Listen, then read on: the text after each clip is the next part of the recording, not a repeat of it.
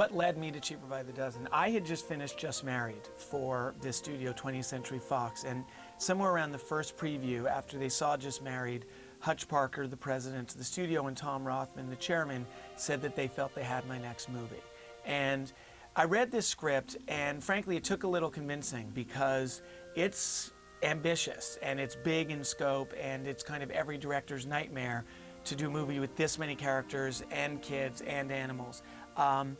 But they really kind of were vigilant in kind of, you know, conveying the movie they thought this could be, and in assuring me that I'd be allowed to make it exactly the way I wanted. And that's the way it turned out.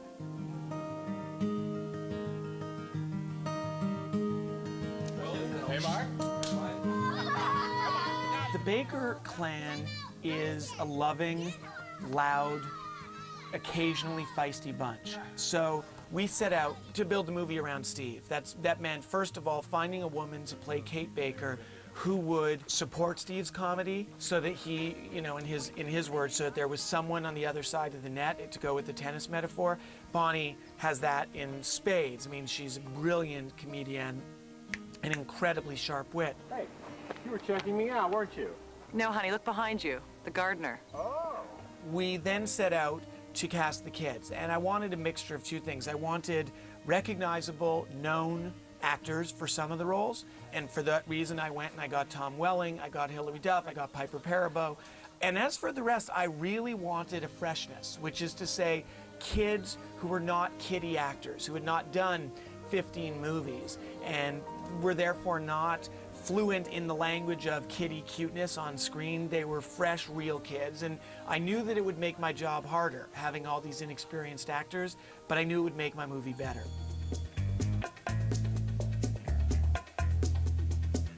And one more time.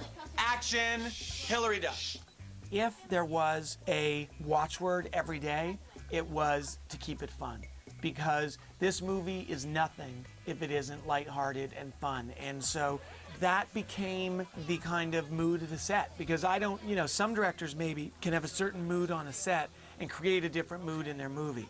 I don't know how to do that. I only know how to take the vibe that I have, infect the set with it, and trust that it's going to translate onto celluloid. We'll do one take where she's talking without looking at her. You're just like, you know what I mean?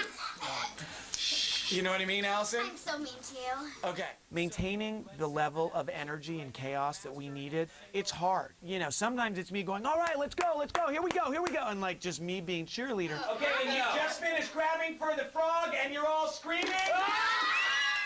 But sometimes my voice has gone raw, or my own energy is sagging, so you play music, whether it's hip-hop or rock or whatever it is. You know, we played a lot of Missy Elliott on this set. We played just everything that worked to keep the vibe going.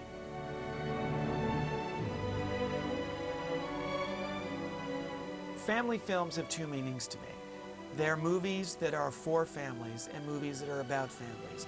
And it's an enduring genre because real life rarely affords us the time to take stock and appreciate and reflect on the things that are right in front of us. The thing that is most in front of us is our family. And so the idea that a movie can be a way of processing with gratitude the nature of family, what family gives us, I think that people want that. I think that people need that. And if you can do it in a way that points out the absurdities of family dynamics, the comedy that is to be found in everyday life, just in the way that we relate with our siblings, our parents, our kids, I think that that speaks to people in a really fundamental but deep way.